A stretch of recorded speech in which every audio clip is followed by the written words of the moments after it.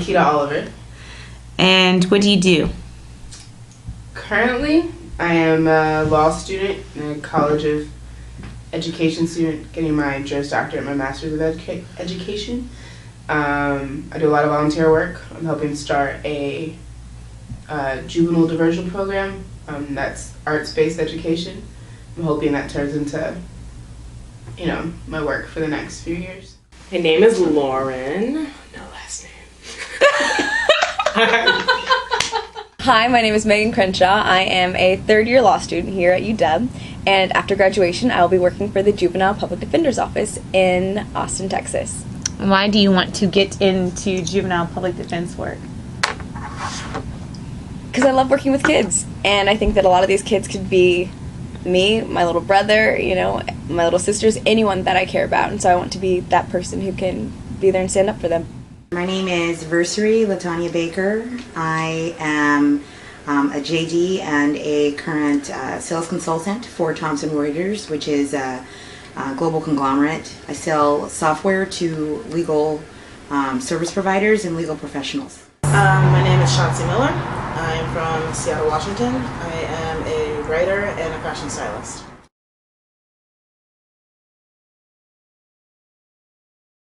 On a operational level, I would say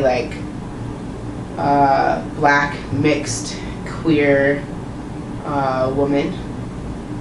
On a more existential level, or not in that operational language, I would call myself a rebellious introvert.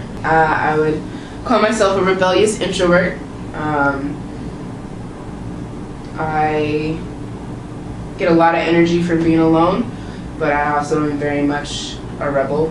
I'm not sure if that's naturally who I am or just a response to the context, and if that relates back to kind of those operational things I said about myself, but I think that's how I see myself right now. But that's changed over the years, and it'll change again.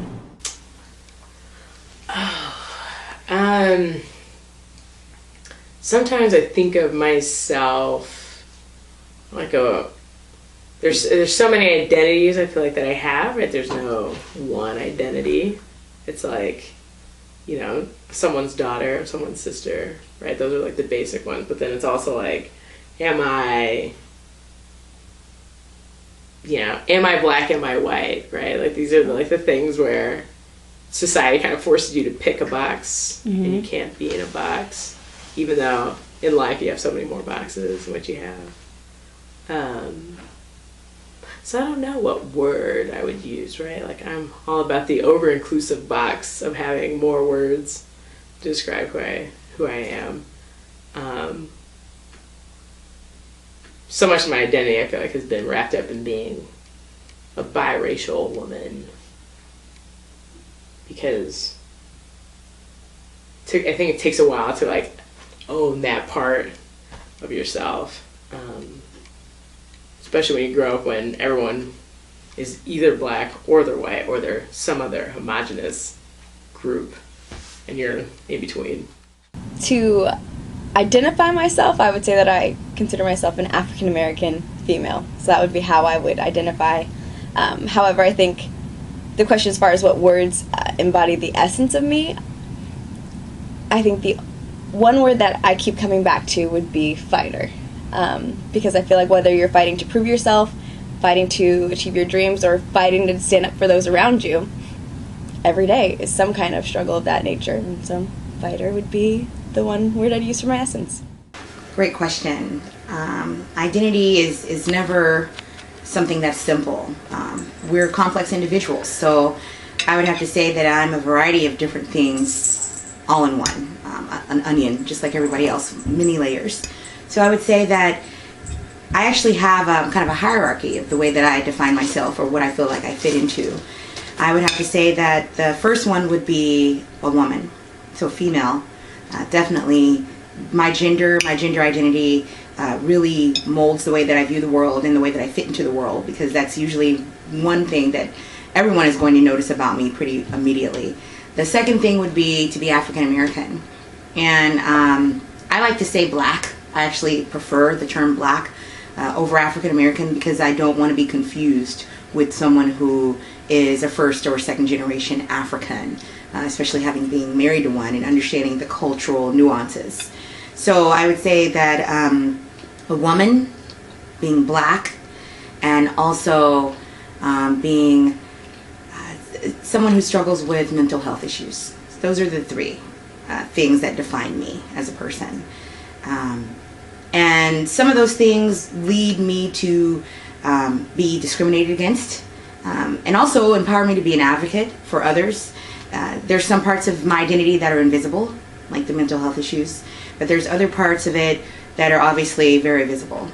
And those are the parts that I have to battle every day or struggle with every day and prove to others repeatedly that I'm a worthy person, even though I have those labels and I hold those labels proudly. Okay. Female, African American, bisexual, polyamorous, agnostic, starving artist. Okay, great. Or working poor, I should say.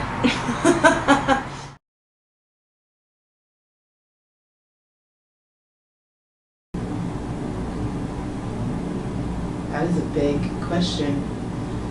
I think it means, obviously walking in like this intersection of things, some really, both like, I feel like wonderful things in the sense that who I am has allowed me to be really open to like a bigger picture or like see outside the box. I think it makes me a very creative individual, oftentimes very solution oriented, makes me the sort of person who's not afraid to challenge structures because naturally who I am often is challenging a lot of the structures that I'm in. It's also been a challenge to come to that. I don't think 5 years ago I would have called myself queer.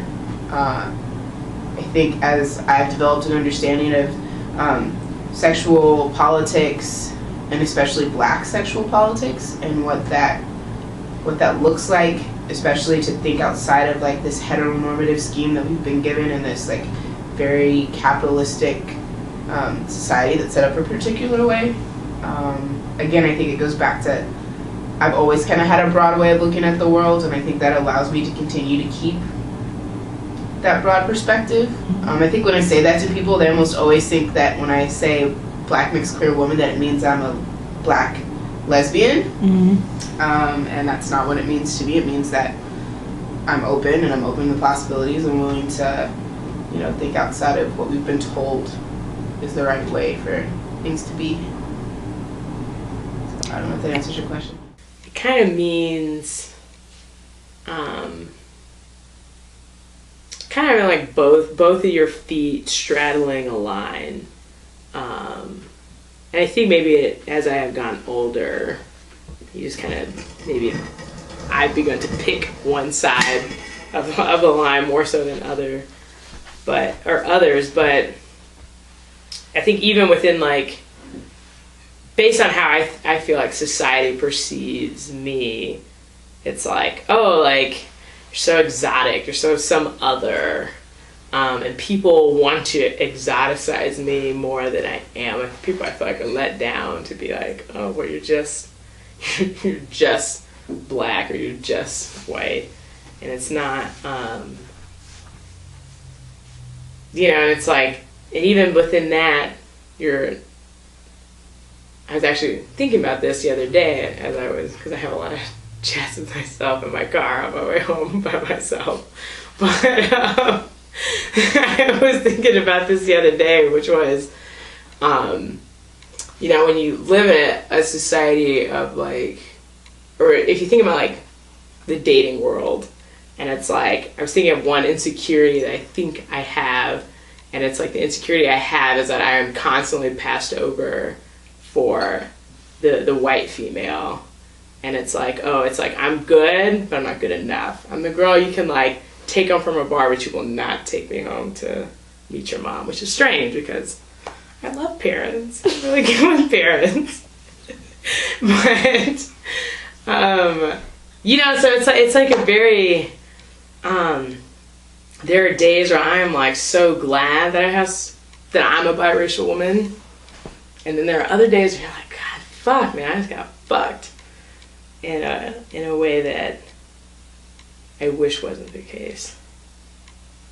Can you expand on that a little bit? Like, what do you mean that you got screwed sometimes? Like, when you think about your identity as a biracial woman, like, how is that negative sometimes? You know, it's like I've gone through phases in my life where it's like, you know, having mostly friends, like mostly black friends, or like going to college where most of my friends almost categorically were all white, because I went to, you know, a school that had, what, 7% of the student body was African American, and a very large university, so you can do some basic math there. But, you know, and then always feeling kind of like someone who's, you know, you become the token, right? So it's like you're the person where people want to have a conversation with you your freshman year of college. That's like, oh, well, like, I don't understand why, you know, African Americans need to have any easier way to get into places like this university, you know, and like, oh, not you, Lauren. I mean, like, you seem like you maybe earned it, but like other people probably haven't.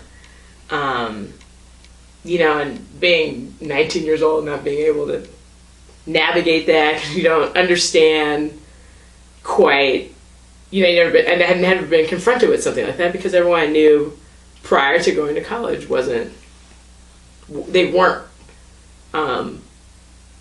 white people with a lot of privilege, which is what is the type of people who will ultimately end up going to a very good public university anywhere. But that's my phone, actually. But it's like very just silent. I don't know how to sound. The bonus, there you go. So I would say that, like, you know, that negative of always being, you're the outsider, you're the other, you know, and like no one really quite understands you, and you know, that's why I didn't date anyone. Well, I should say not anyone all of college, but I never dated anyone that I went to school with in college. Like, I was not, you know, I had a crush on a dude, thought he had a crush on me. What happened? Got passed up for the white girl down the hall, you know? Like, it's just like, oh, we're close friends, maybe you come over and kick it, and then you're not good enough, you know? You can't get past that hump. So, yeah, so like it can be super negative, I think, when it comes to like in the world of, or maybe it's probably me projecting, right? It's just in the world of relationships is what I think it's where it comes out to be more negative than positive. Although, you know, I have good months, you know, I got good months, get some upswings, and be like, on top of the world. But yeah, it's a tough road to be in a way that I think other people, maybe, I don't know if other people, but some people can think that, oh, well, you have it so great because you have great hair, you got like, you know, pretty eyes or something like that, you know. Also qualities I didn't get as a biracial woman, but it could have been, you know, I could have had a better luck of the draw there, but so yeah. It's an interesting question. To be an African American female is to often be the only person of color in a room. I think growing up, I've always been the one African American student in all of my classes. Coming here to law school was nice because I was finally able to meet with other African American females who have shared that same experience and who can relate with me and relate to me. Yeah, so I guess that's the first thing that comes to mind. I think it means that I have to fit into society, you know, kind of like a square peg in a round hole. But I still have to make sure that I can survive and adapt and be successful. And it's hard because there's a lot of wheels to grease, right? I mean, as a woman, I'm in a man's world. right? So I have to follow man's rules. I have to follow the way that they view a woman, and my sexuality, the way that I express myself, my emotions, all those things that are considered womanly or feminine. As a black person, I have to fight those challenges about being, militant or loud or ignorant. And so those are different waters I also have to navigate. And then finally, as someone who struggles with mental illness, I always have to combat the stereotypes that come with that, and the stigma that comes with that, and not being someone who is able to perform or to be stable or that is dependable. So it's hard for me to be able to navigate these waters, but every day I have to pick myself up and figure out a way to go into the world with all of these different labels about me. And it's always a challenge because the media is constantly using all of these labels to make me what they want me to be. And because I don't fit into any just one category, it's so hard to peg me. And so I have to make my own definition of what I am, and not be worried or concerned about, oh, was that black enough, or was that feminine enough, or was that not crazy? I can't worry about that. I have to live my life. I have to be successful, and I have to worry about the aftermath after that. Some call us selfish. I'm a hedonist, so fuck it, I'm a little selfish. I think that homosexuality or any form of it in the black community is still kind of hush hush, and I think that being a bisexual woman can be confusing. Some don't understand how you can be attracted to both. Some think that you can only be attracted to one or the other, but I'm attracted to both right down the center. My family doesn't understand the concept at all, obviously. But yeah.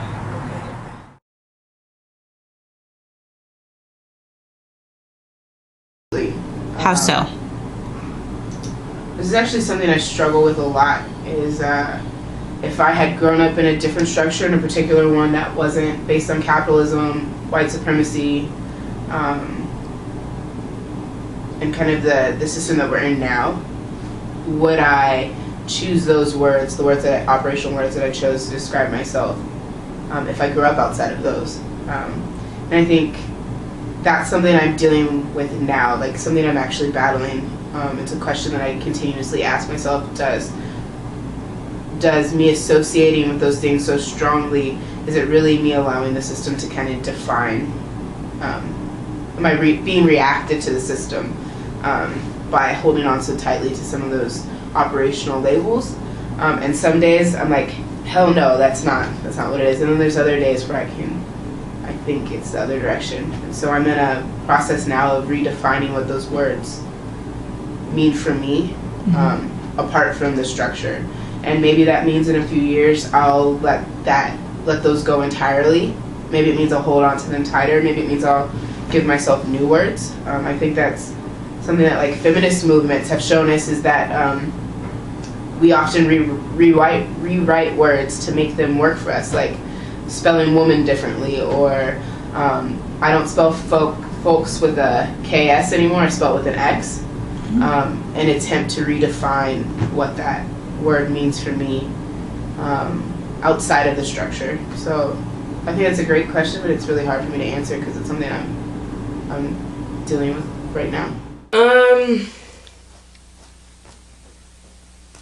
Definitely.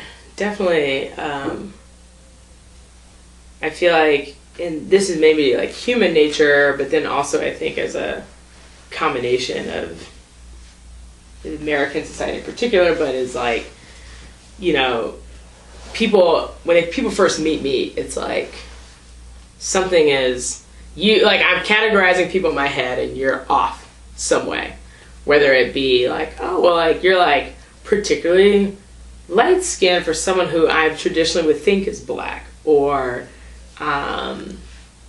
you look like with your hair when it's straight, looks very different, right? So like it's like all these, there's like something that people are always in their mind trying to categorize, right? And that's not to say that I don't often do the same thing with any other type of, say, ethnic makeup of people, but, you know,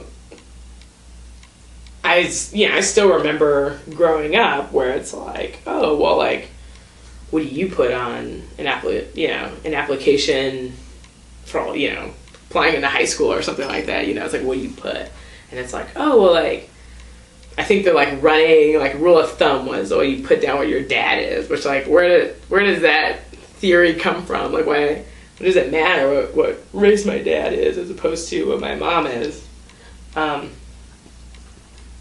So I think that, like, you know, people just naturally want to sort people by race, skin color, hair type, eye color, you know, height. People just sort you into these categories that you have for people. And sometimes those are very heavily enforced by the state. I mean, it wasn't until, you know, the 2000 census that you could mark one or more in a box, in terms of, like, what your ethnic and racial makeup could be. And so, you know, I remember thinking in the year 2000, oh, the government finally appreciates me, right? Like, I don't have to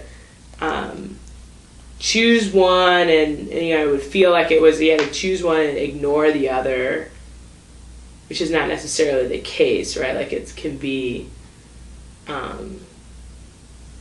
know, identify the one that you is the most, you know, the most struggle of your part of your identity, right? So, like, a lot of times, you know, I call myself a black woman because that's what you see when you get through the door.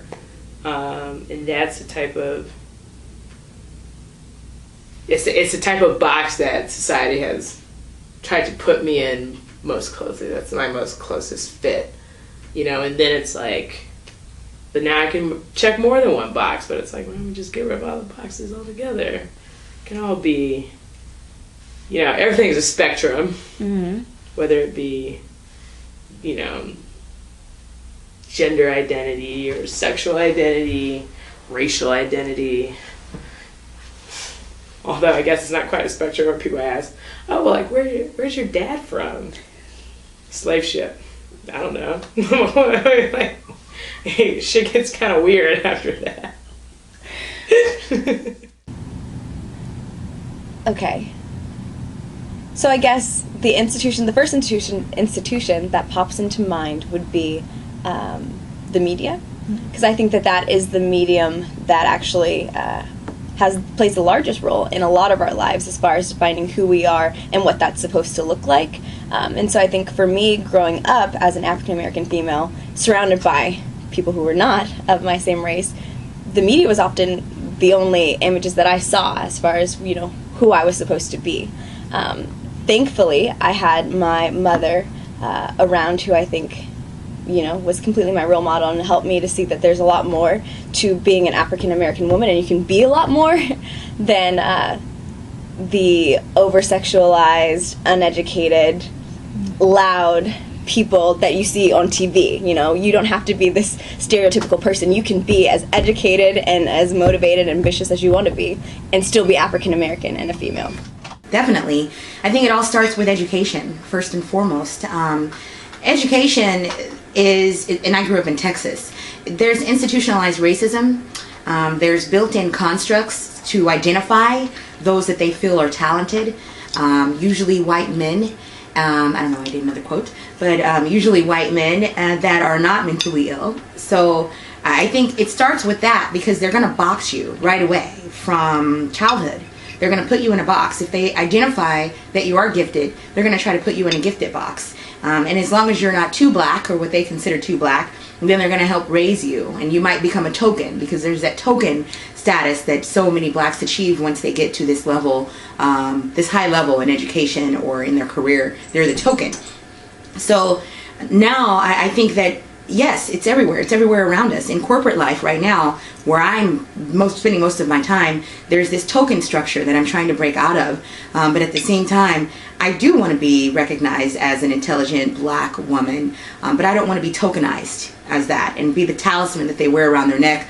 Like, hey, we've got one of them. We are down with affirmative action, and we're down with making the blacks go forward. You know, I don't want that to be the case. So it's every day. It's part of my life. I live it. I breathe it. I eat it, because I'm always challenging those stereotypes of the construct that they've built. That's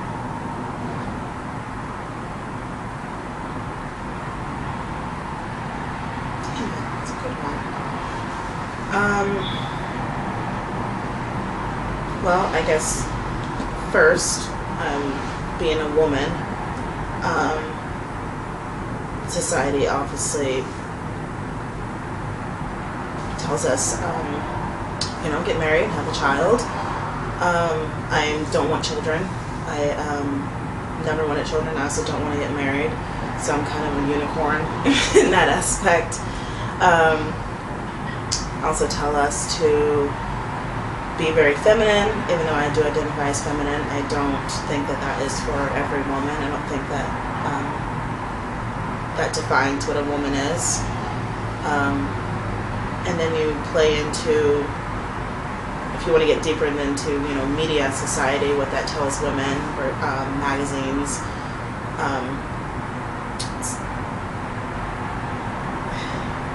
God, it's a tough one. Next question. Okay, next one. Yeah.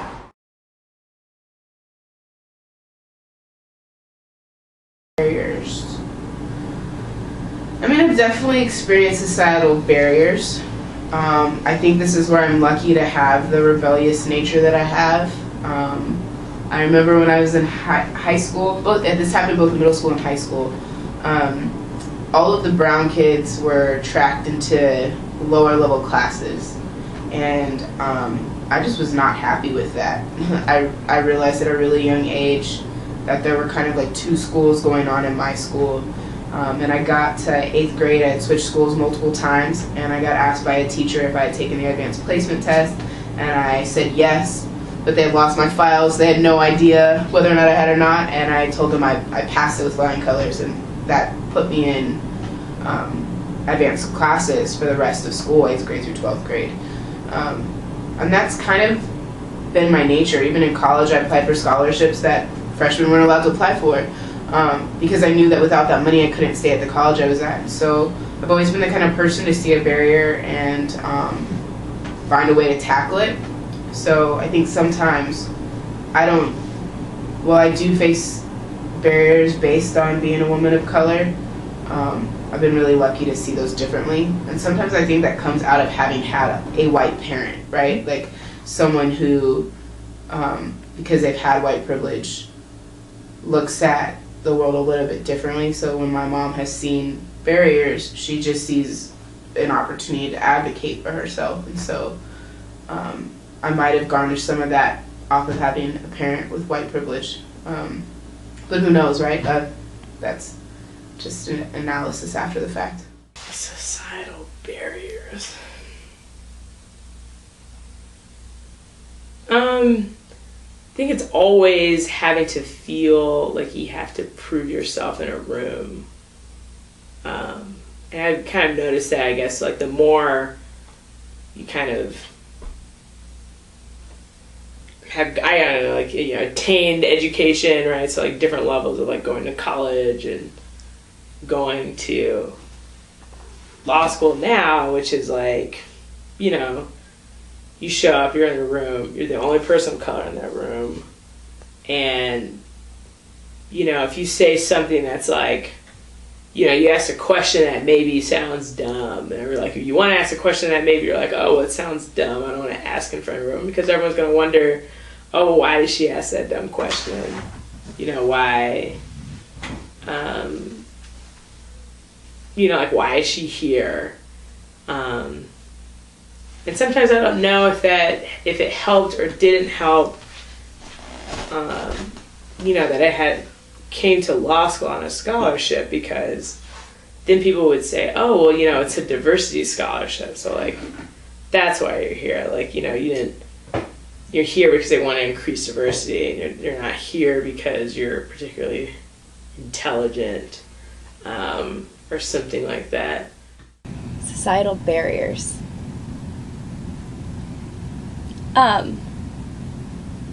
Okay.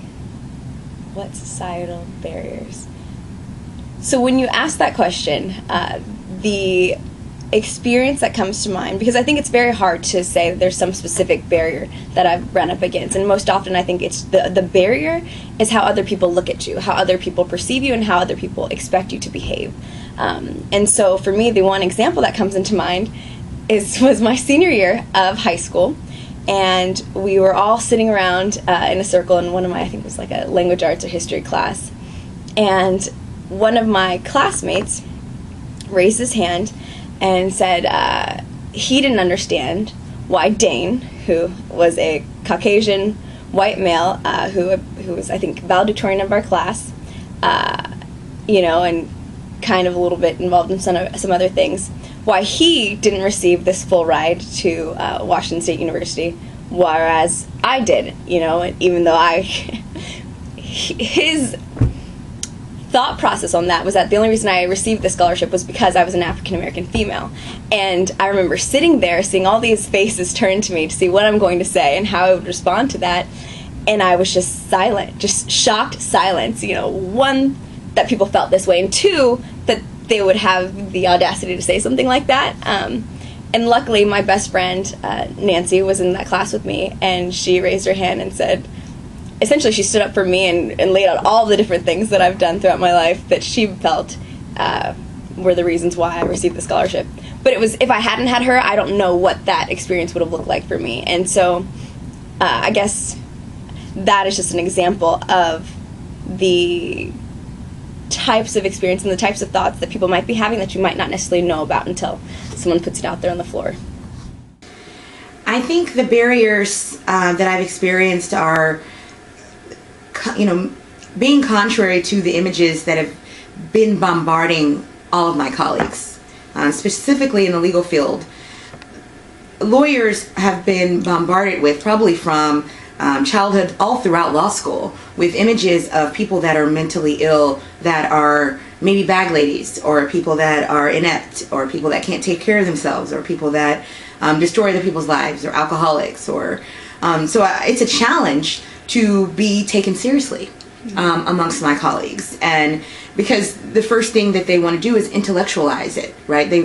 You can be smarter than your brain in the way that your brain handles certain things. It's chemicals, it's an imbalance. I'm trying to explain to them, it's like diabetes. You can't be mad at a diabetic for not being able to regulate their insulin with their mind.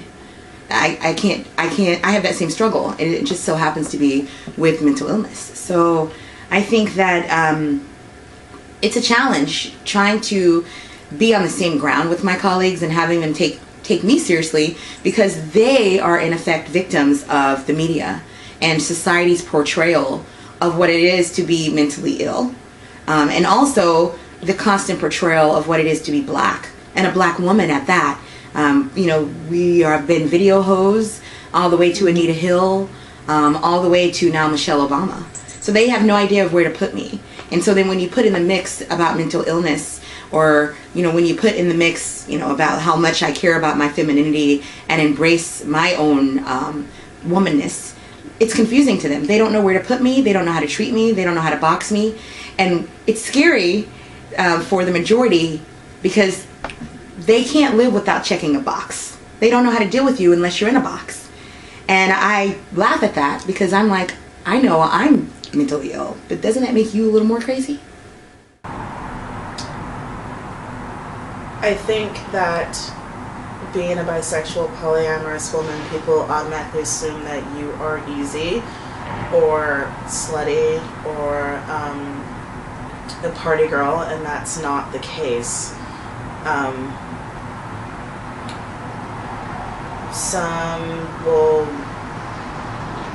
You may get even prejudice from the LGBT community. Being bisexual, they kind of see it as, you're playing you're just, you know, playing the field or being selfish, or, you know, are you one of those girls that make out for shots? Are you serious? Like, will you ever have a relationship with a woman? All these serious, hard-pressing questions. And I definitely also identify as a hedonist, and I'm just kind of, you know, take life for its pleasures, whatever that means, but be responsible. I'm getting completely off question. No, you're I want to fine. edit this one out. No, you're fine.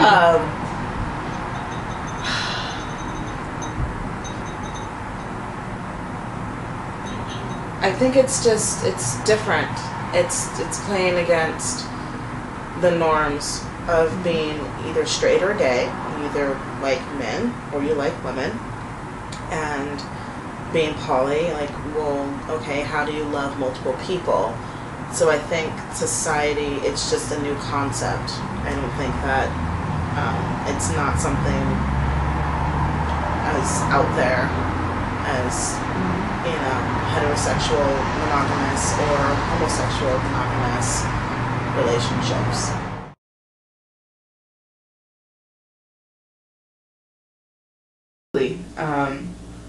Being light-skinned, I mean, I have to be aware of that privilege. I have to be aware of the way people react to me differently than, like, even my sister, who's a little darker than I am. Her hair texture is different. And I have to actively be undoing those structures in my individual life.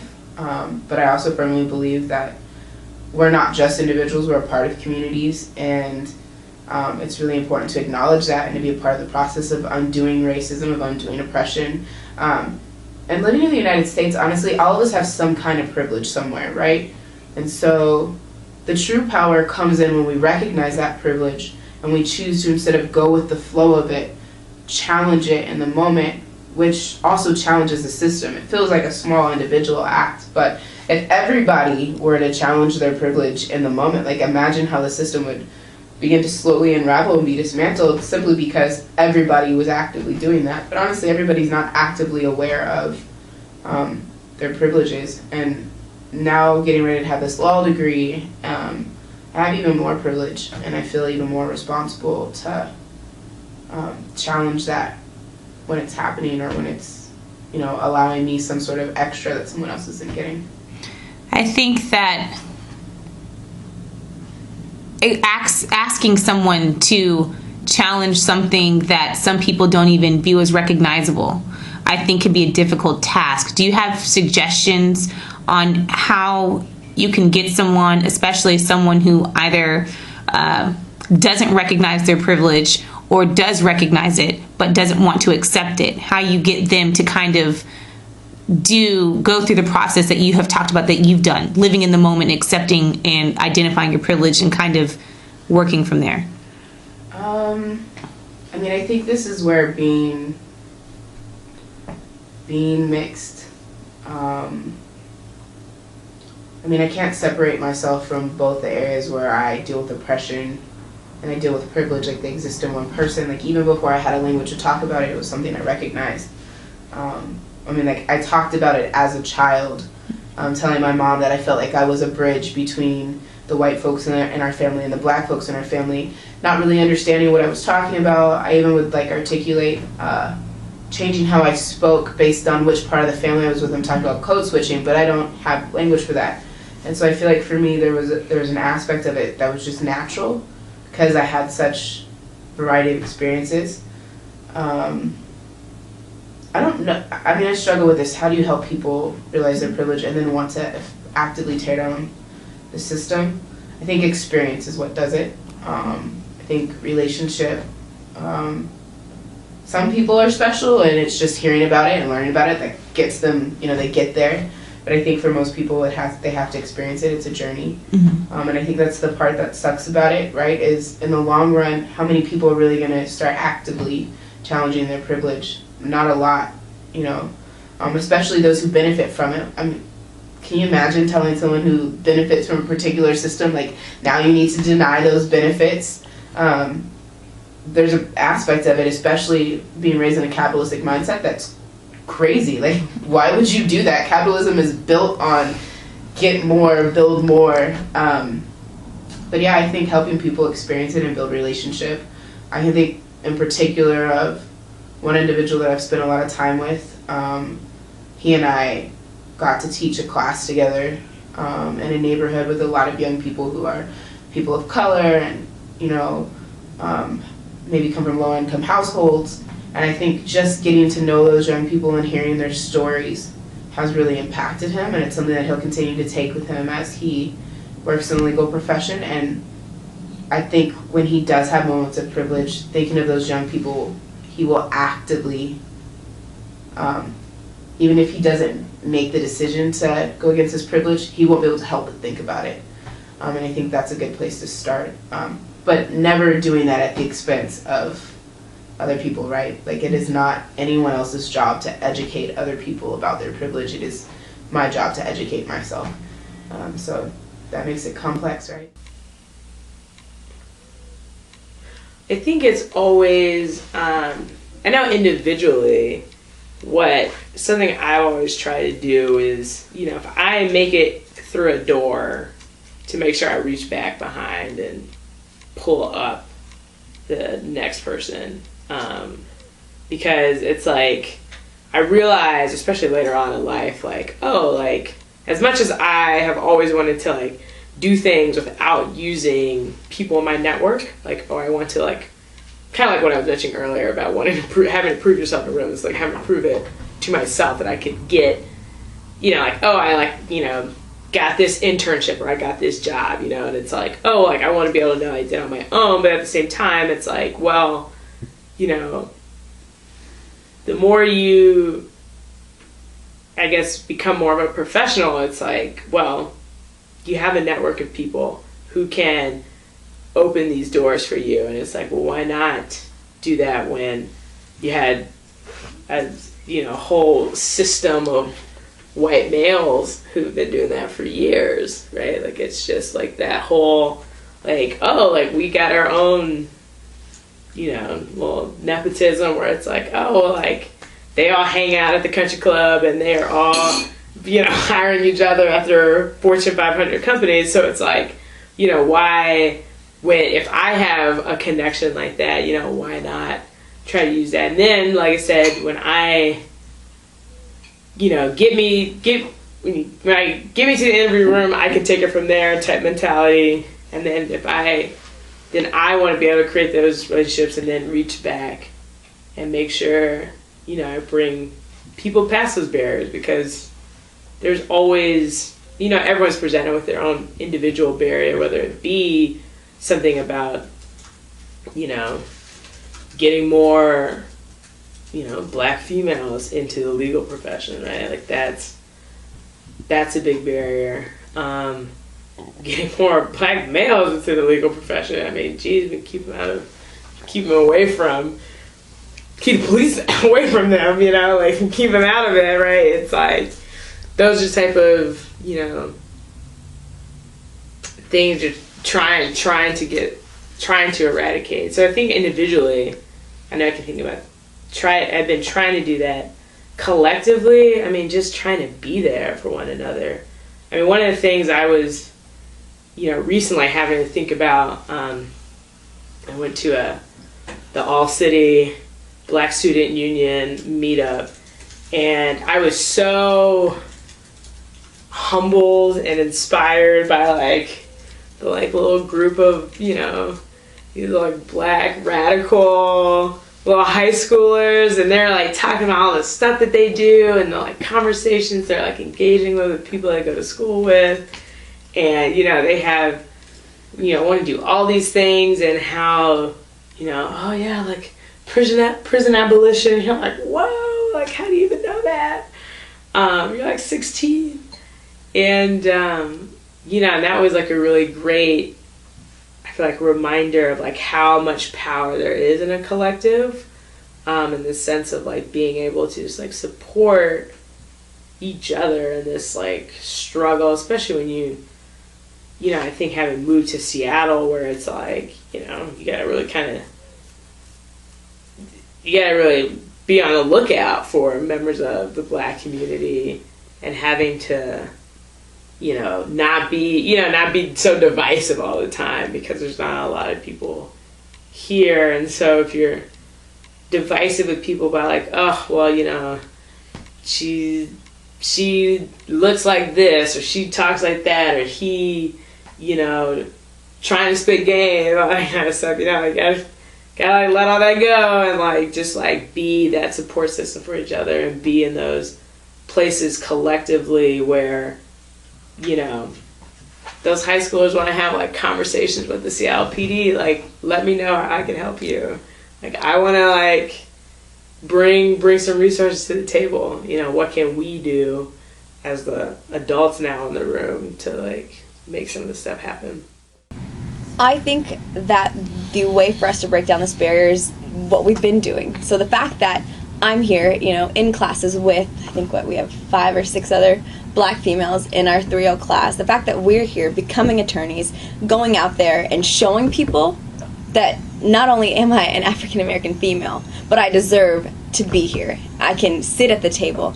And not only can I sit at the table, I can make a difference here at the table. So I think it's us being there on the ground to show people that these stereotypes aren't real. I think it's also working within the institution of the media to try to change the perceptions that are put out there. I think it's getting involved in politics. It's getting involved in every single sector of our society to begin to make it very clear that we didn't make it here just because of the color of our skin or the fact that we're females. We made it here because we deserve to be here. And people aren't going to believe that until we show them. And so I think that the best way to do it is to show them in every single sphere of our society.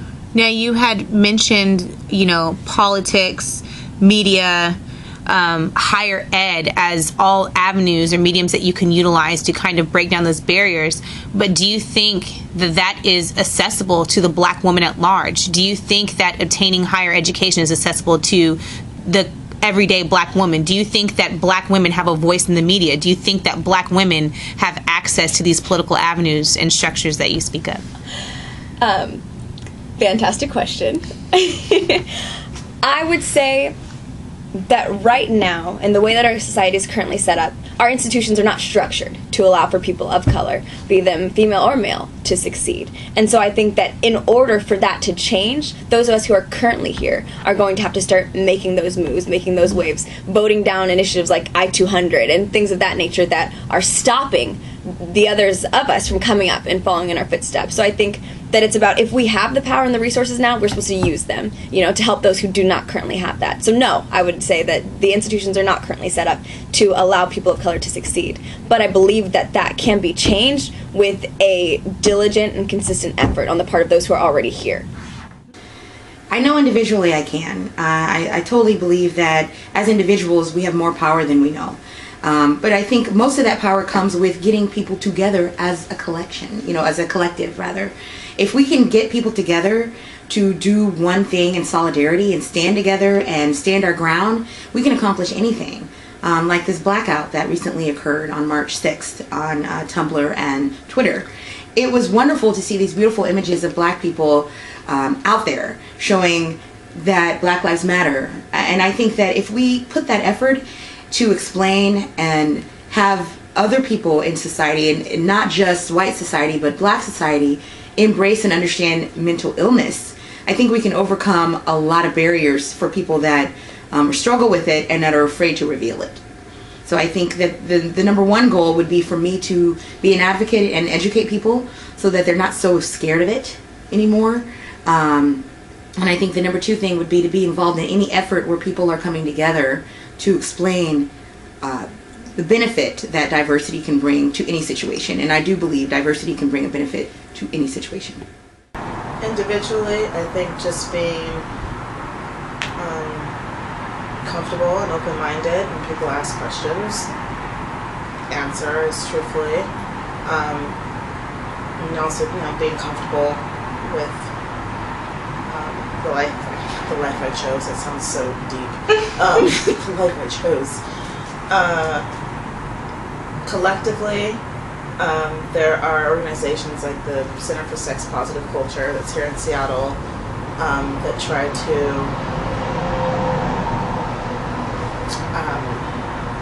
I guess answer questions about the a sex-positive culture or lifestyle, because that's an umbrella term. I mean, polyamory falls into that, BDSM falls into that. I don't know, that's a tough one, because I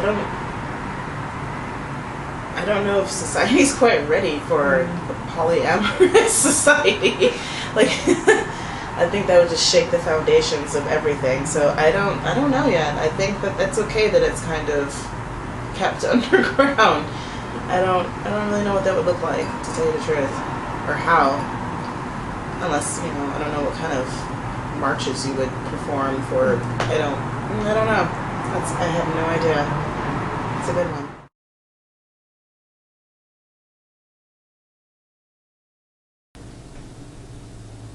Because it's hard. Okay. Because it requires people to give things up. And it's just not how we're trained. I hate to keep dropping the C word, but it's not what capitalism is built around. It's not always built around doing at least in this particular society, around doing the thing that's right for everyone. And the United States is built on this pull yourself up by your bootstraps American dream thing, and I think we all want to believe that everyone has the individual capacity and equal and equitable access. Like, we all want to believe that, but it's not true.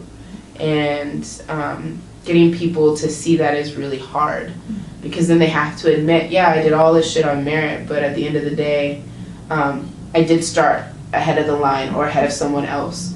And I think people feel bad about that, so they don't want to engage it. I think that's part of the reason. I also think, like, hate sucks. Hate does exist, and there are people who actually actively hate other people for whatever reason. And I don't know how you change that. I hope that in my lifetime, like, I understand that, but it is real, you know. Because the people who have erected the barriers, erected them for a reason.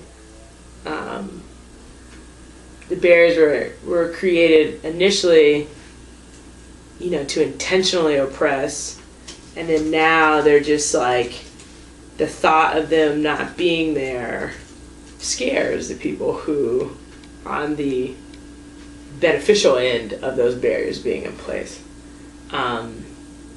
You know, it's always that argument you hear about where it's like, oh, well, you know, the constant argument against programs like affirmative action programs, where it's like, oh, well, you know, I don't understand, well, you get to have the bump, whereas, like, you know, I've had to, like, work hard too for all this stuff, and, like, you know, it's not fair that you get a bump because of something that happened to your ancestors, you know. And it's like, well, they just haven't realized they've been benefiting from the barrier that was already there, unconsciously or consciously. And so it's like, people who are in power are scared of losing power. So they're certainly not doing anything to try to make them go away, even though it would be really easy. But then also, because of the power dynamic, especially when it comes to things like race relations, is just that the people who don't have power aren't, you know, the few of them that are able to break through those barriers, not always are they the person that you want to have broken through those barriers, right? Like, I think of, like, Clarence Thomas, who, you know, has done sometimes more to, like, push black people backwards than he has to, like, do anything. And it's so sad that he took over, like, Justice Marshall's seat, because it's like, God, like, it's such a great person, a great lawyer, great legal mind, you know, for so ahead of his time. And, you know, anyways, I digress, but it's like, you know, that type of thing where it's like, well, people can then, you know, when you have people like that who seem to legitimize we need these barriers in place because of X, Y, and Z, and then people turn and say, oh, well, I mean, you got a black man says it's fine, must be okay. It's like, I got a black friend, so therefore it's okay for me to say the N-word. So it's like, you can't, no, the way our like current system is set up, we're just so still oppressive, and there's so many barriers for people of color to move forward, and there's so many things, like there's like it's like trying to get through a minefield, and you're lucky to cross the finish line to get to the end, and like you feel like you got to the end, and then you realize, oh wait, there's another minefield I have to go through to get through, to try to get to that place where I can be the person in power who's taken down these barriers. But it definitely is one of those things where it's like you're trying to bring everyone together and put everyone on the same page, and it's just so hard to do.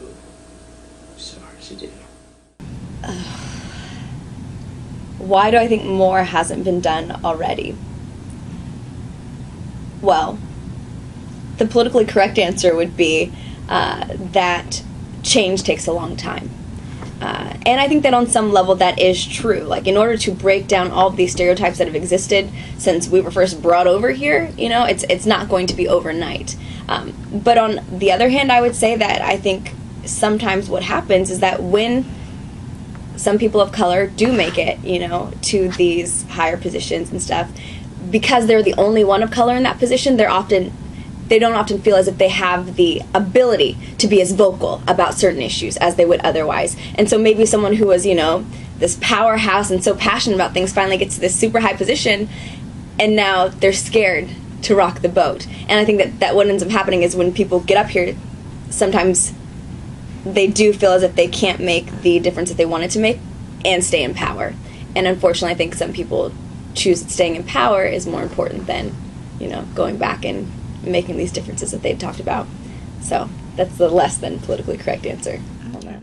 I think that fear, miseducation, or even just blatant lies, I think anything that can be sensationalized and sold is the reason that we are behind the 8 ball on this.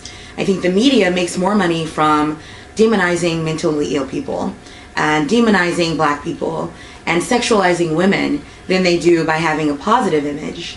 Until that's reversed, then there will be no great move to change. I think people are still ashamed of their own sexual desires that deviate from the norm. For example, when you go onto like Tinder or FetLife or any of those kind of like sexually based communities, a lot of times pictures are very, very hidden, and it's kind of a secret. Nobody really uses their real names, and it's almost kind of sad that people can't be open in what they want sexually, or that type of lifestyle without fear of ridicule, or even in some cases losing their job.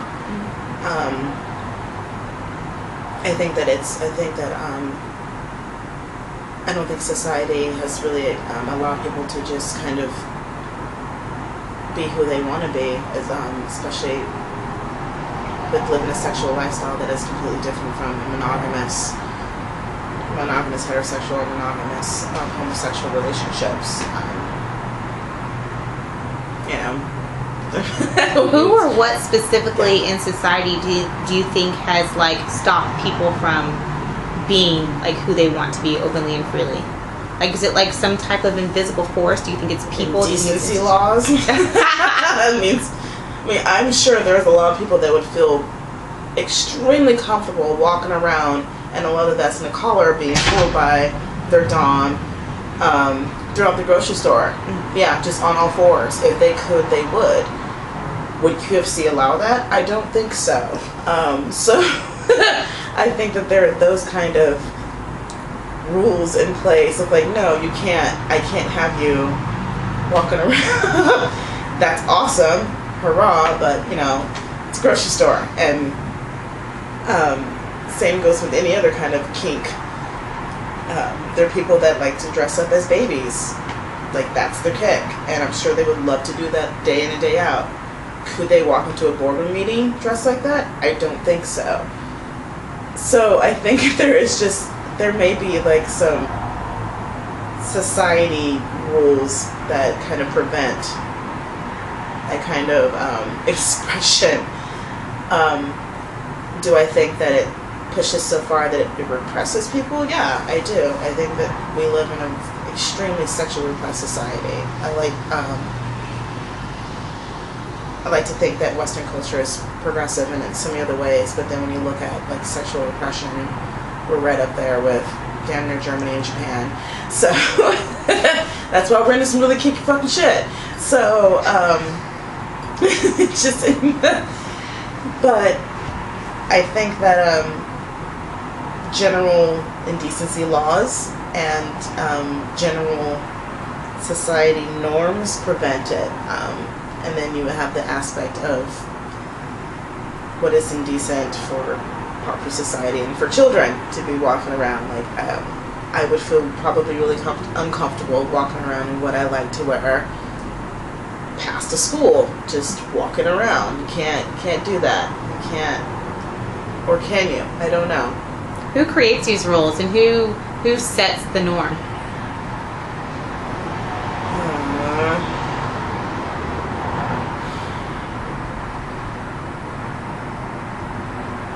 What do you think that person I think it's a trickle down from the beginning of time of the select few and powerful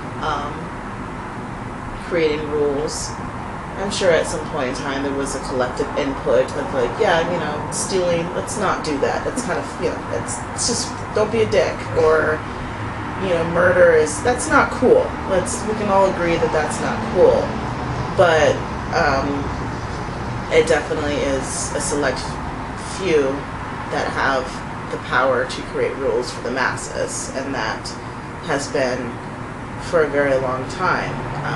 Even in smaller tribal clans, there is at least one figurehead that's kind of governs the rest. So who creates these rules and norms? I think it's just a select few, depending on culture. For our culture, culture? American culture, what does that person look like?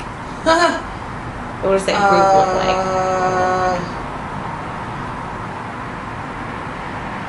I think it's a combination of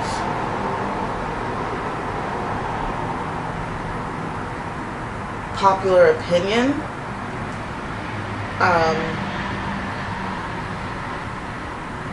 obviously our government, whatever you want to even call that anymore, our judicial system, and I would like to think corporate manufactured society honestly kind of sets the rules, I think, more than people think. And I'm not going to go into 1984.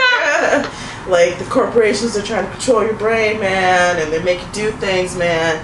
But I do, to some degree, believe that large corporations do sway public thought and opinion. I do. On a molecular level, what does the people who make up those corporations, what does that person look like?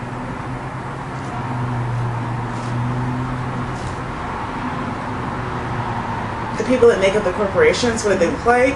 On a molecular level.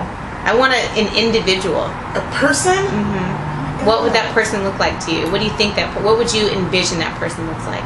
Okay, give me an example of a corporation. Like, okay, well, just the people, like, because I agree with you that it's like these power structures who kind of give us definitions of who we are, how we identify. Yeah. But what does a person in that power structure, who's in power?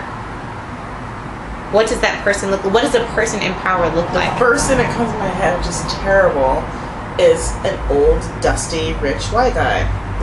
Just, and it's terrible to think that. I'm like, yeah, his name is probably Roger the Third of something, and he probably went to Yale or Cambridge or something, and was bred to consume no matter the cost. Bottom line, it's all about money and power and success, and nothing else fucking matters, not even the damn good moral grace of humankind. Like, who cares? Keep putting fucking high fructose corn syrup in that fucking kid's milk. Who cares if our children are 400 fucking pounds? We made $3 billion this year. Hurrah for us. That's what he fucking looks like. He doesn't fucking care, whatever his name is. And he has a group, a board, who equally doesn't give a shit because they're gonna get paid out anyways, and they don't care. All they care about is looking better than the competition and putting money in their pockets, no matter the cost or what lives it affects. They don't care.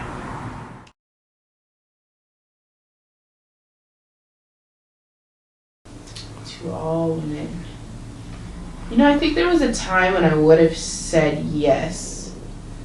But the more that I learn about this society we were raised in and the problems with heteronormative thinking, I'm not sure.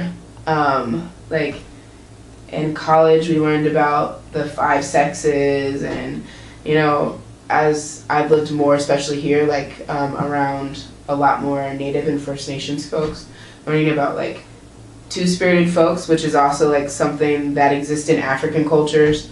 The more I'm like, I don't know. I think that there's something to be said for feminine and masculine energies, and there being commonalities there. Mm-hmm. But woman as a gendered, like as something that this particular society and other societies have like created and now turned into something, I don't think so.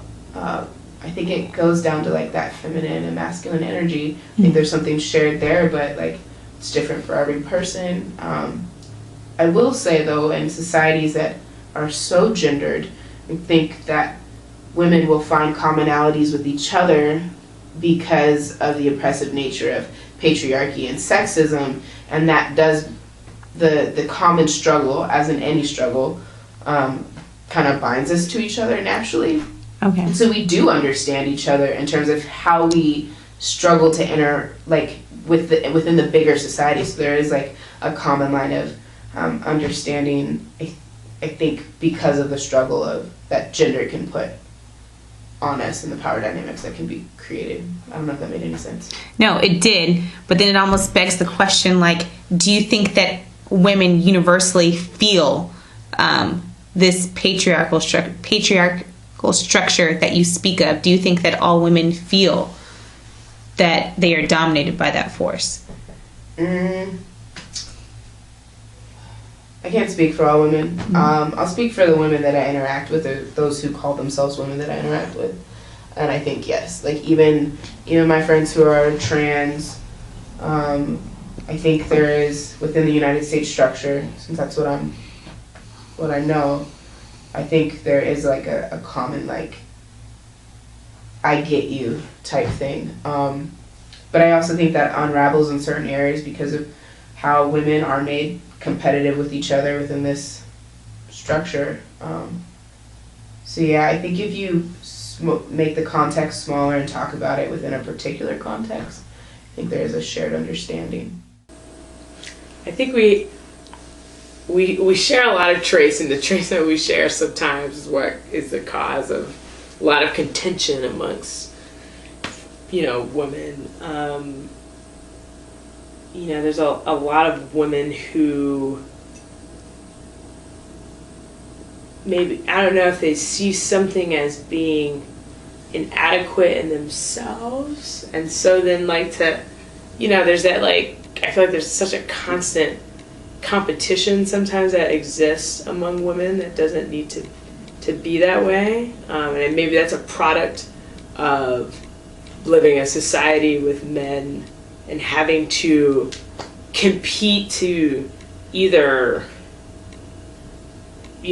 prove yourself in a room full of men, and so you have to be so exceptional to be a woman. Like if you were to be like a woman CEO, I mean, that you have to be truly exceptional to get to that spot. And I feel like sometimes it's so easy for women to like be like, well, I did it my way, that I did is the way that is the best way, because obviously it's the best way because it worked for me. So often, right, you hear the comments of women who want to say like, oh, well, like, they make the dress comments like, oh, you're not dressed professionally, like, you're wearing too much makeup, your makeup's distracting, oh, you're too aggressive, you're too bitchy, right? Like those are things that like women say to other women, and it does nothing to like move us as women forward. But at the same time, especially because I live in a house full of great women, there's definitely that level of understanding that I think women can have for each other where, it's just that caring kind of attitude, right? And like maybe it's like that level of care is expressed in different ways in women, but it's always, you can be having like, feeling you're individually might feel like, oh, I'm having like a terrible hair day, or you're not feeling good about yourself, and like you can like, have someone come up to you and be like, another girl comes to you and be like, hey, you look good to me. And it's just like, oh, Claire. Exactly. Have Claire come to you and say that. And you're like, makes you feel good about yourself. And you realize, you don't need these, sometimes you feel like you need male affirmations of things like that, of beauty and stuff. And really, an all-female team is the way to go, man, because just understand each other in a way that men just don't get because they don't have to. And that's what I like so much. It's like, oh, we can all move into a house, and like, I feel such great energy when I walk into the house, because I know there are women who are here, and it's not going to be that like awkward stuff with a guy. So I really hope that we can do less of the like woman on woman hating that happens, where it's like, ugh, well, she wears too much makeup, or she's slutty, and all those things that we do to kind of like tear women down so that, we can vie for space, whether it be in a job or in relationships, in friendships, in the classroom. Really wish we could get past that together. I mean, I think the one characteristic that we all share is that we're all females, we are all receiving less on the dollar than men are. We are all being faced with these stereotypes about what a woman is supposed to be, what a woman is supposed to look like, what a woman's role is. And even though there's a lot more of us in the workforce today, those are still the attitudes and stereotypes that you're combating. The fact that we're not allowed to be emotional without it taking away from the credibility of an argument is something that all women, I believe, can share, and an experience that a lot of women have had. And so I would say that the foundational fact that we are all female means that we are in this together, and we are all struggling against a lot of the same stereotypes and issues together. So that's a hard question, because I would say, again, being in that box of black and a woman, there are certain common traits that I know black women all have. If I were to look at just being a woman and try to put myself in a box there, I would have to then even break it down to an American woman, because American women are quite different than European women, in that we have been socialized to be nurturers, to be emotional, to use our bodies to try to get two places, move up the corporate ladder. And it's even made fun of in many TV episodes of different shows, the fact that this is prevalent in American society. So I think that one thing that we do share is the battle of the way that our bodies are viewed, the battle against sexuality and power. And so I think that we have that common struggle as women. As black women, we have even a bigger struggle in that, you know, we are considered strong and we are considered powerful, but we're not respected.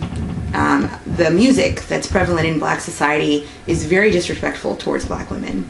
But on the other end, almost every black man that you talk to will be talking about my mama, oh, thank you, Lord, for my mama, if it wasn't for my mama. So it's kind of like, wow, how do you rectify that? How do you rectify those two? And so black women struggle with being a strong black woman versus being demeaned by the same black men that we love. Other than periods, yeah, this is what happens when you interview me with wine. Yeah, it's just, yeah, you said get real, we're gonna get real. Please. Okay. I think that we all share a want to be better than what society tells us to be. And I don't know, I honestly in my own life don't know too many women that settle. I don't, that's not how I was raised. One of my family ran the families, powerful, strong women. My mom's friends were all powerful, strong women. I went to school with tough women. I don't know too many women that just settle, and you do come across them and you're even like, girl, get it together.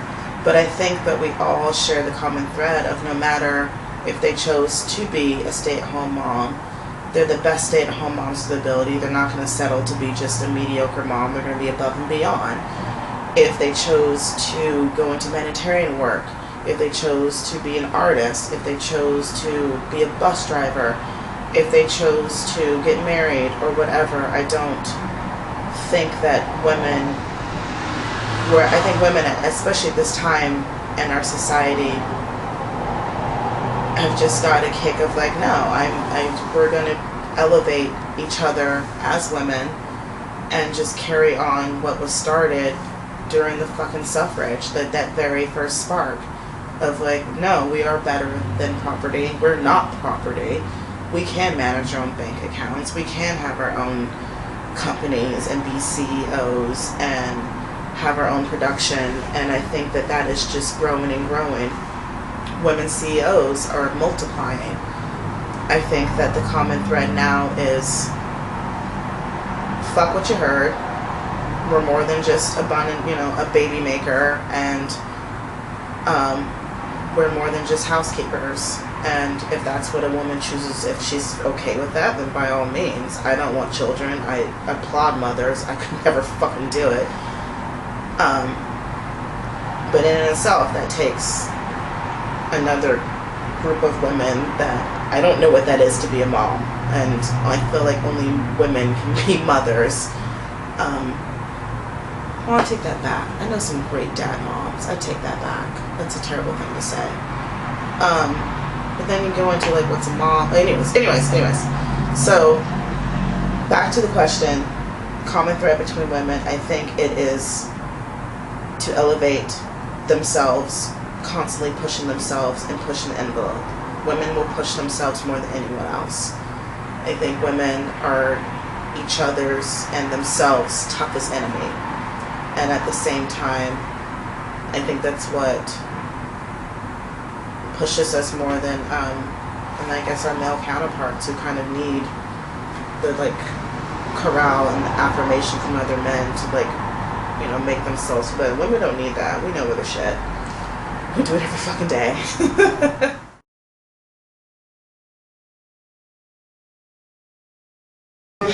If there was an understanding of intersectionality, yeah. I think, so we're in the third wave of feminism now, supposedly. Maybe we're in the fourth wave now, I don't know. All this academic talk. But I think what's been a problem in all of the waves of feminism has been the lack of understanding of intersectionality. Like, I oftentimes go back to black women trying to get the vote, where white women told them it's a race issue and black men told them it's a gender issue. And so black women really had no one to ally with because of a lack of understanding of intersectionality. And so I think within any particular front that's trying to combat issues of sexism and patriarchy, that wants those who identify as women to be bound to each other, it has to be dealt, like intersectionality has to be part of the dialogue, whether we're talking about trans women or trans women of color or queer women or white women or black women, like all these different operational names we give ourselves. We have to talk about the intersectionality. Otherwise, it does become divisive, and we'll tell someone else, well, that's a different issue you're dealing with. When really, like, there's a level at which they're all interconnected, right? Because of the way race, class, and gender have bound themselves to one another in order to keep a stratified structure. And so to have an effective front against patriarchy and sexism, you also have those people that you're aligning yourself with also need to be in opposition to racism and classism, because ultimately the entire system is wrapped up and bound in these variety of oppressions, and without addressing them all, we're just going to keep having to have backswings of going back and forth and dealing with different ones. And honestly, almost every type of front to challenge an ism has failed because of a lack of intersectionality or willingness to center that discussion, and then to center the most marginalized and disenfranchised, have their voices be at the center of the conversation. But that's hard to do. I think it all goes back to the other questions you asked about how do you get people to acknowledge their privilege, because to have an organized front, you would have to have cisgendered white women willing to recognize their privilege. While yes, the gender oppression is real, the other forms of oppression that persist for other people, they get to be the privileged, powerful ones. And so they have to be willing to fall back on those areas. And that's hard to do. Do you think that the labeling and the words that you use, that I ask you to use to define yourself, do you think that further complicates this this maybe goal towards achieving a collective front, or do you think that it's necessary to be seen as the different parts that make you whole?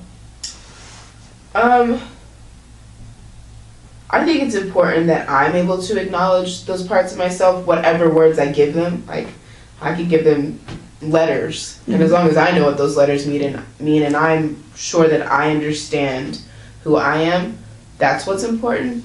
I think I often struggle with the operational language that we give to these things, because it can be alienating and becomes very academic, right? And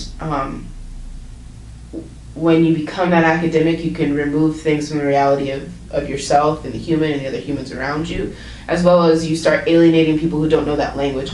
And semantics are important so we can understand each other, but at the same time, I think they can be just as divisive when we hold on tightly to them. Like, this is the only way to talk about race, class, and gender, and if you can't engage in it this way, then you have poor analysis. And I've seen that happen. So I think people have to be really cognizant of the language that they use, both so they don't become too academic with it, but also recognize the importance of understanding what that language means for yourself first. If people don't first understand themselves, they're never going to understand somebody else.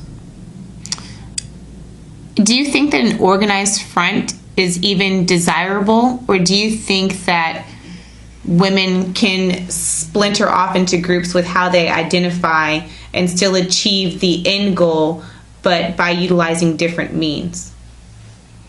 That's a great question. I believe wholeheartedly in the diversity of tactics. I think something I've learned from studying the civil rights movement and other movements in other places is they were really only successful because you had different people utilizing different tactics, or the tactics that most worked for them. And I think it's important to recognize that you can have a unified front, and yet it looks totally different for all the affected people or allied people. I think in particular about I'm not necessarily someone who would go and loot a store, but I totally understand why looting might be a political action for the purposes of moving forward a movement. Now, I'm never going to criticize someone who chooses that action, but it may not be the action that I'm going to take. And so I think it's important anytime you organize, as an organizer, even if that's not what you call yourself or what you think of yourself as, is to accept the diversity of tactics and understand that in the big picture, you need a variety of methods to move things forward. So yeah, it doesn't have to, resistance does not look the same for it couldn't look the same for everyone, because especially those who have privilege can take very different risk than people who don't. And so our resistance, our active resistance, is going to look different. For one person, resistance may simply be getting up in the morning and just going about the day because the structures are literally that oppressive for them. And for someone else who maybe has like a ton of privileged areas, their resistance may actually look very different and be more vocal or actively pushing back against privilege.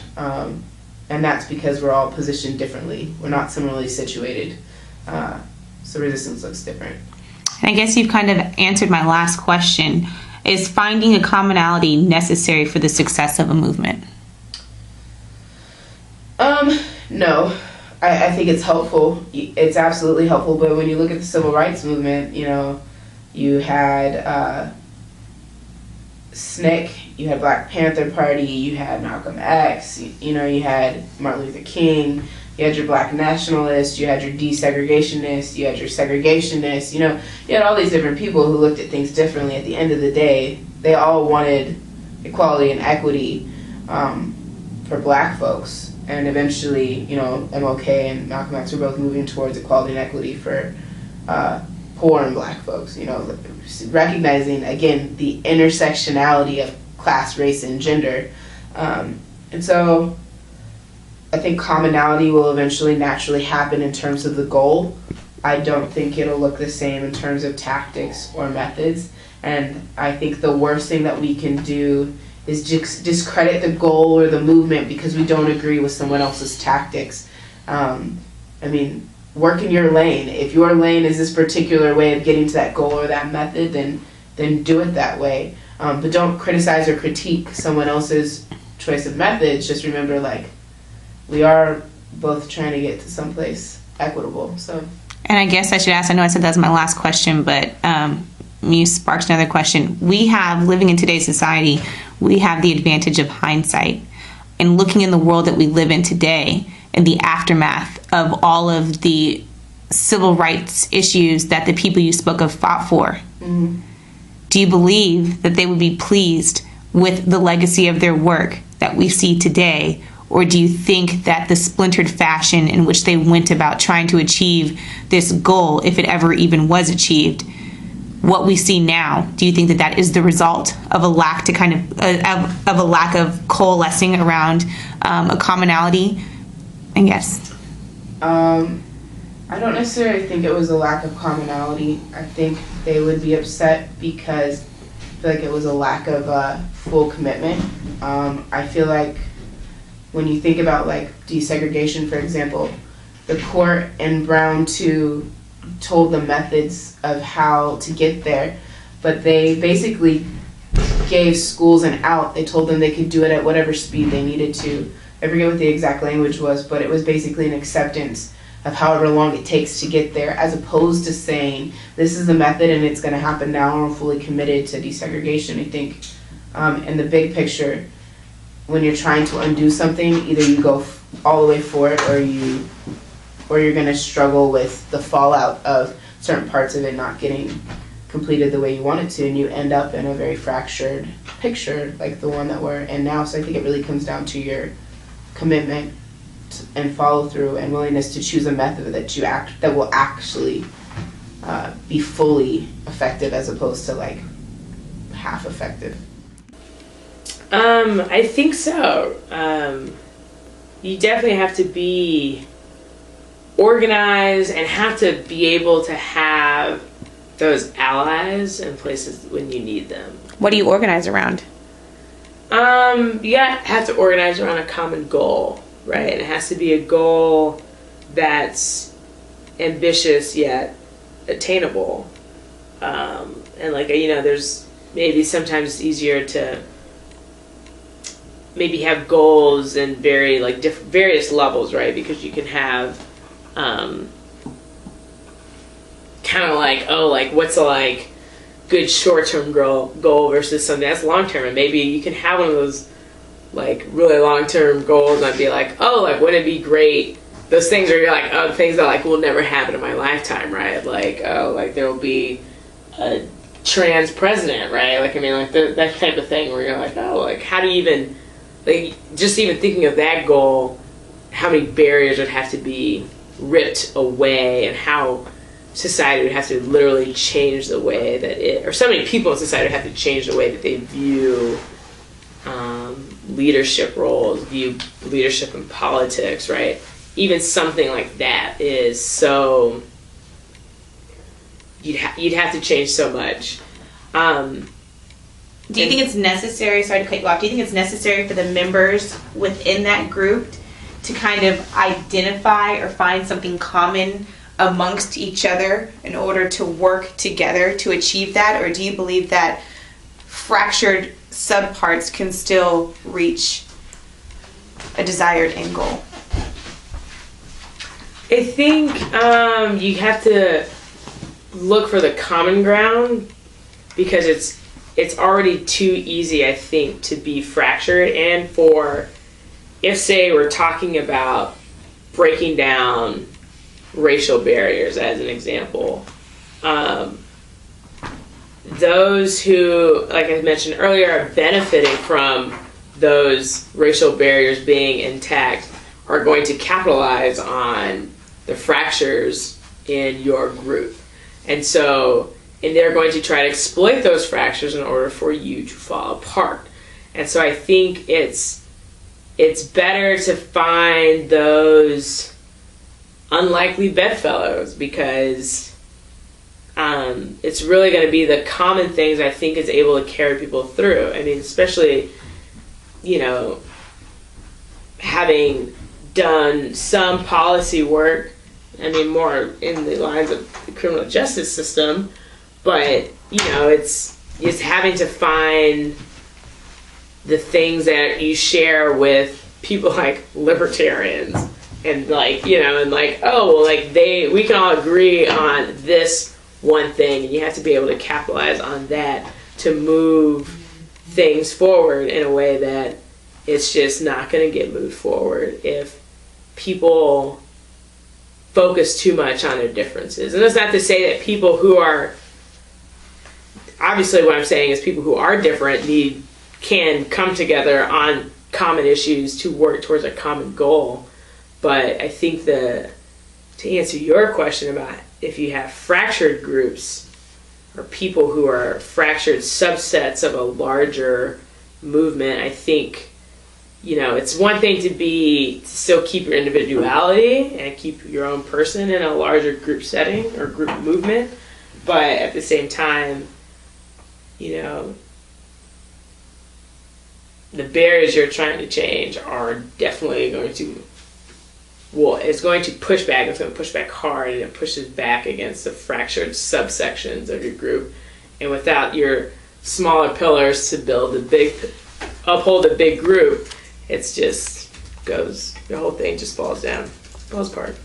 I think an organized front is always a possibility, but I think that what first has to happen is that we have to stop seeing ourselves necessarily as, that's just an African American problem, or only Hispanic women have to deal with that. I think it's about realizing that we are all in this together, and realizing the fact that, for affirmative action, for instance, that benefits white women just as much as it benefits women of color. They're included in that as well, and I think that that's something that is not in the common scheme of how people think of affirmative action and things of that nature. And so I think before we can move forward and make a change and an impact as women, I think we first have to realize what it is that we're all facing together.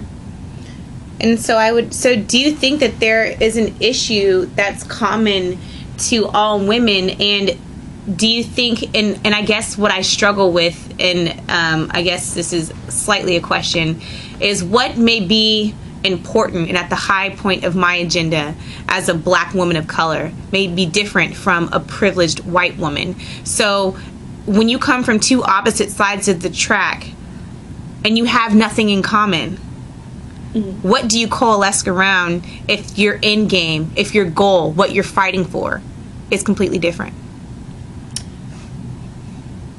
So,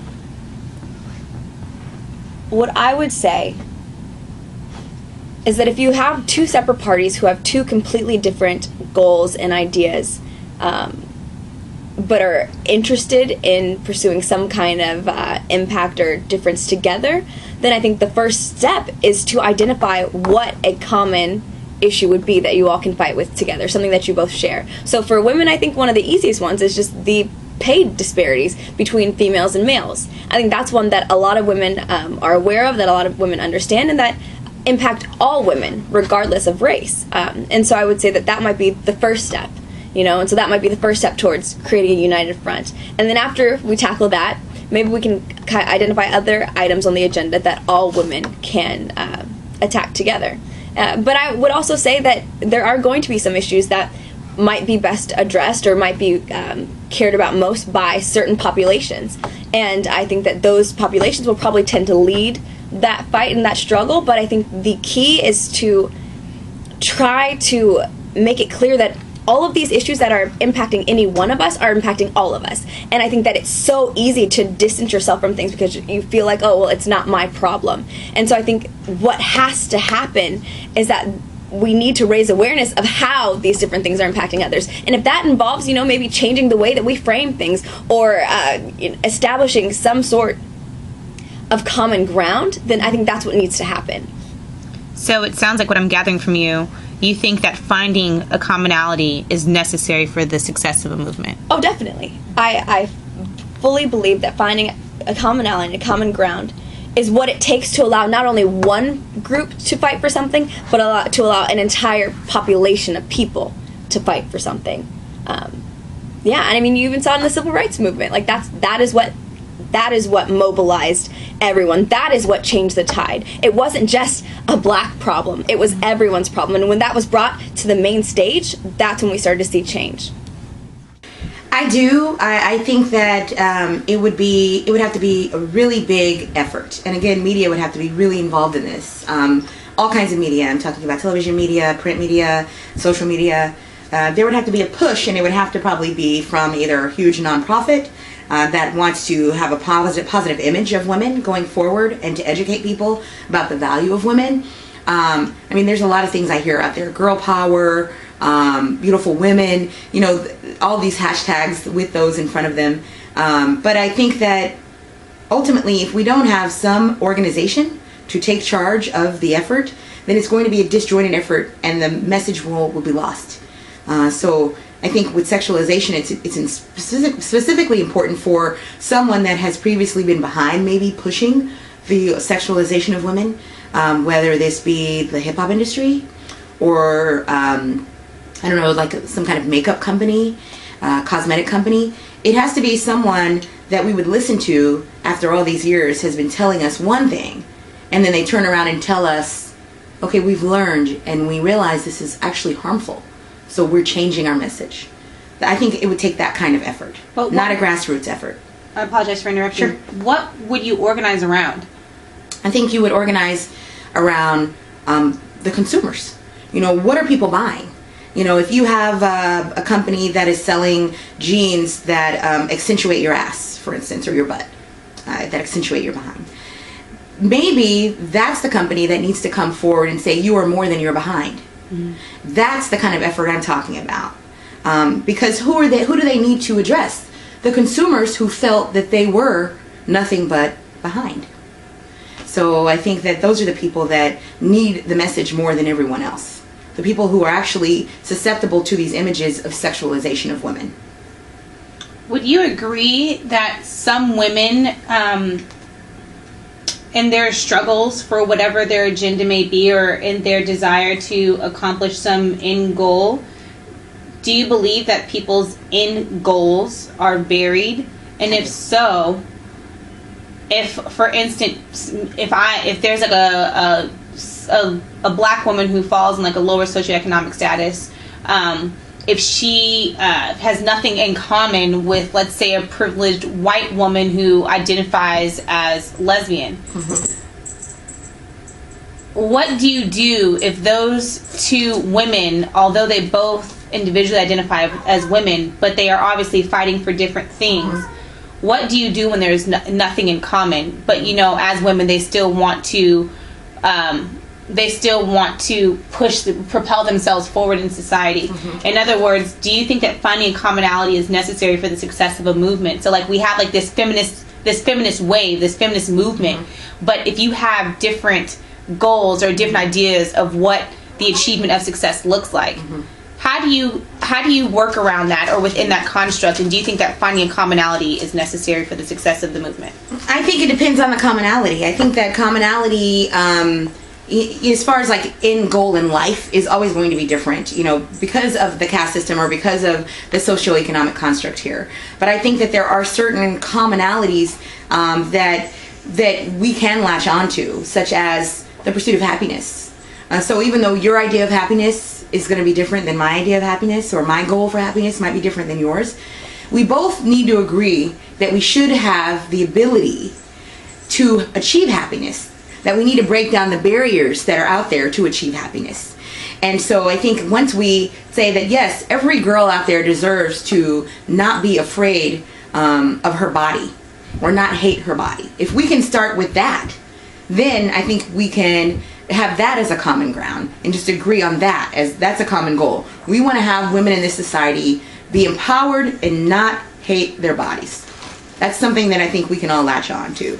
And there's other things like that are out there. But if you're asking me if we need to have an end goal of I want to be successful and I want to have a multi-million-dollar business versus I just don't want to be on food stamps, those two things cannot come together. But you don't need those two to come together when you have a different commonality, such as empowerment, beauty, self-love.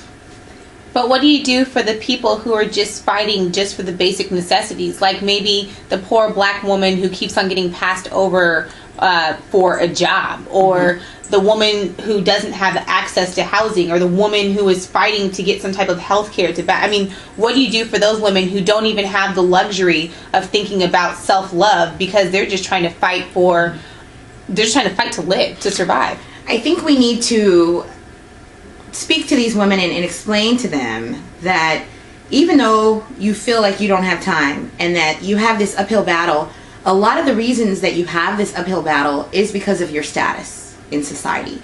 And until you make an effort to change that status, then you're going to constantly be battling to just survive. And right now this is your battle, but you have to think about the generations after this also. And I know that's hard when you're hungry to think about, having a sign or wearing a t-shirt or, giving 50 cents to a cause. But the reality is that time is finite, and life is not just about you. It's about your legacy, and it's about everyone that you leave after you. And if you don't invest an hour, a day, a month in something that's going to change someone's lives or several lives phenomenally, then you really have to ask yourself, why am I even living? What's my purpose in life? Is it completely selfish? I think any organized front is possible. What does it look like now? It does not look like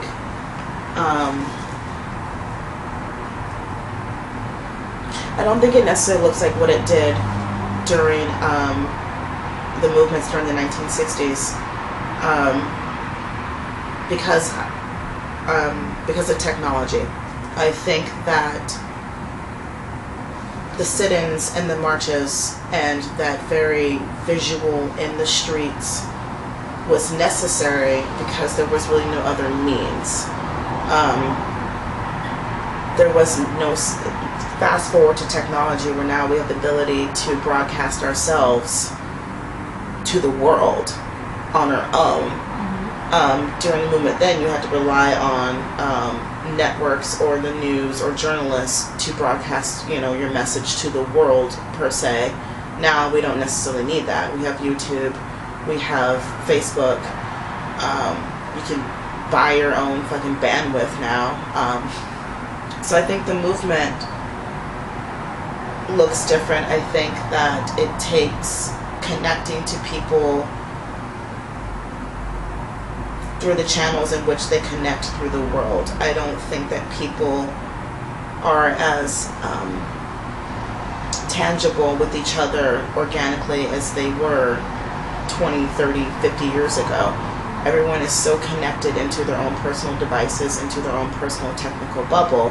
So if you have any type of message or movement, I think that you have to get through that first.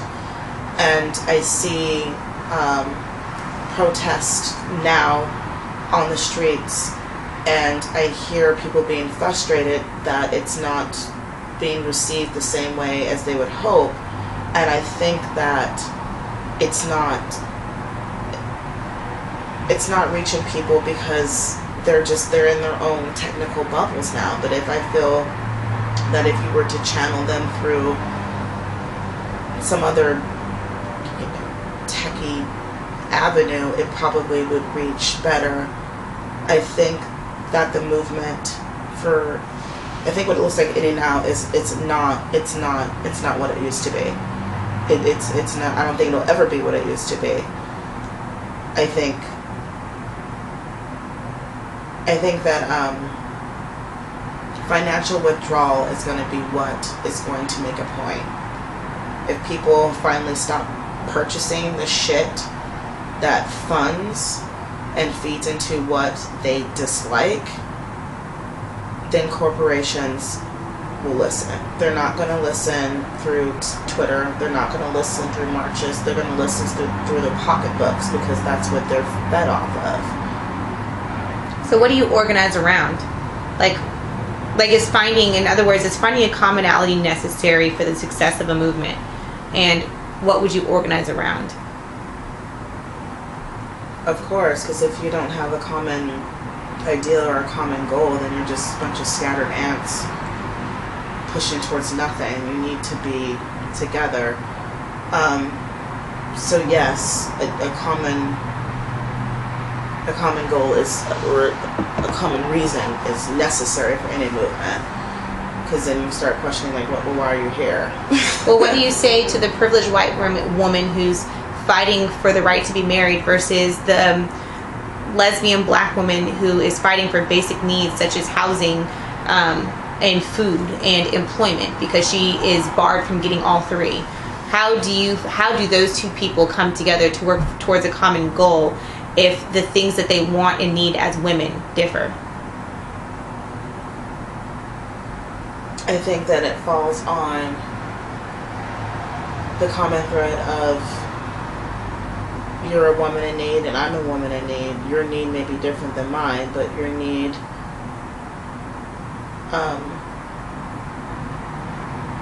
I don't discount or ignore your need. I think it's about sharing and pulling together resources to help each other out. So what does that look like? So a white privileged woman who's fighting for her right to get married understands that there is another woman in the cause, or any cause, another human being. I think it takes just empathy, actually, just empathy, just downright understanding that everyone's going through shit, and sometimes stop being selfish and help each other out. So if a white privileged woman is fighting for her right to get married, if she has the time or the resources and wants to donate or help support organizations that help said black woman that is in need of housing and food or clothing, but what does that look like for the black woman? Is the white woman a lesbian fighting for the right to get married, or just... Yes. Okay, well, shit. Because if you think of marriage as an institution of privilege and this mechanism that you use to protect your wealth, Yeah. well, the black woman couldn't even think of even reaching that point because she's just still trying to get up every day to survive. So how do you reconcile that? How do women who seemingly have nothing in common try to come together and fight for each other's rights when they're not they have different needs?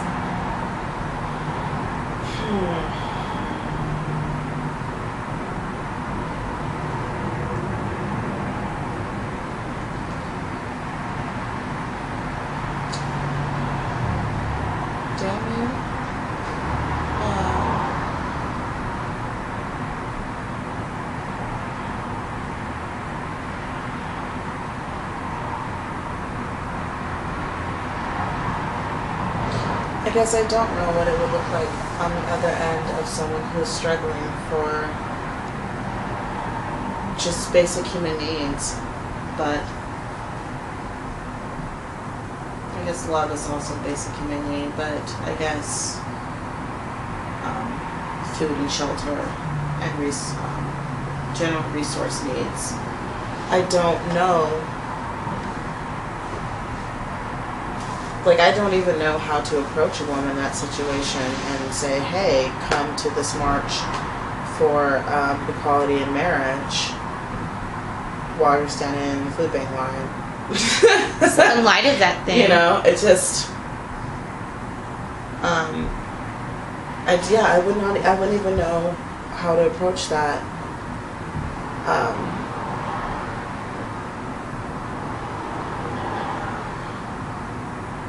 Because I think that it would open up the Pandora's box of, is there such thing as a need greater than the other? Mm-hmm. Or are all needs equal? Mm-hmm. I'd like to think that all needs are equal until you see someone who's starving, or you see someone who hasn't been able to bathe, or basic just human needs. And then you think about a gay couple that's been together for 20 years and someone falls sick and they can't get access to any benefits, or they're losing the house. What need is harder?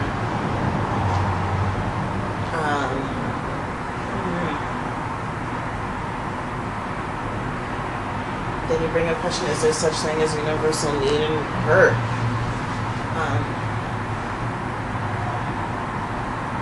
And that I don't know. Well, then in light of that, do you still think that it's necessary to find a commonality amongst women in order to achieve a goal? Like, if that end goal is something as broad as just fighting for women's rights and fighting to propel forward, fighting to have a voice, a space, and like, do you still think that you need to find commonalities? Because I would wonder, the woman who feels like I'm fighting just for my basic human rights versus the woman who's like, I just want to get married to protect my wealth, if they are on two seemingly opposite sides of the track and they don't have anything in common besides the fact of identifying as women, and even that could, even like, that's such a broad umbrella, just saying identify as a woman. In light of that, then I will go back and re-ask the question, do you think that in order for women to move forward, to advance in society, that there has to be a commonality amongst them in order to make that progress, in order to make a movement successful? Do you still believe that a commonality is a necessity?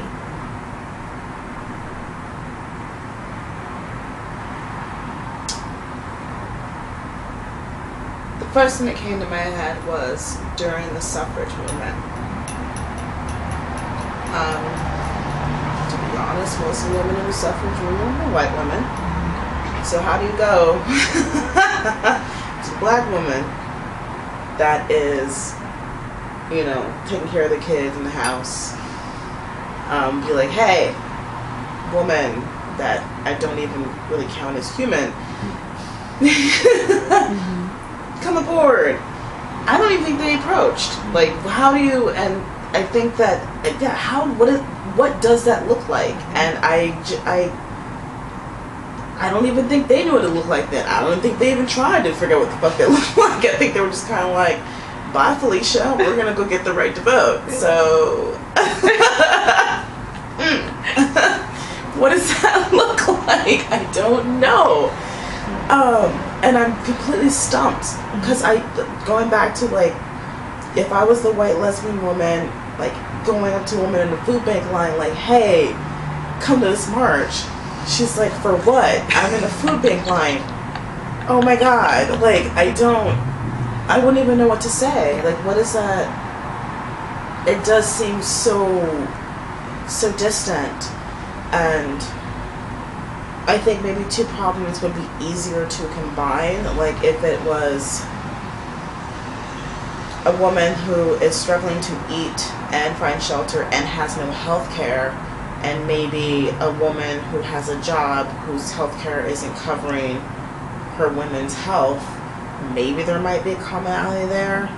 That's kind of a stretch, but something as broad as gay marriage and the basic, I need food and shelter, food and Section 8, like two completely different things. I do not know where, how, or what that would look like. I don't. I can't even think of anything that would, like, if I were to sit them at a table, like, I wouldn't even know, like, Yeah. like, you have like 4 kids and, you know, are looking for Section 8, and you have no kids and are looking to protect your $400,000 a year income. I don't know what the fuck that, like, how do you get each other to fight for each other's rights? I don't know. So if you take this end goal of trying to, as a woman, progress in society and, you know, obtain like all these different rights and needs, if you take that and you splinter the subcategories, so you have some women fighting for like food, shelter, basic rights, and other women fighting for marriage or what have you, do you still think that women can, as a group, can still make progress in spite of the fact that the subgroups and the different things they're fighting for and what progress looks like is splintered?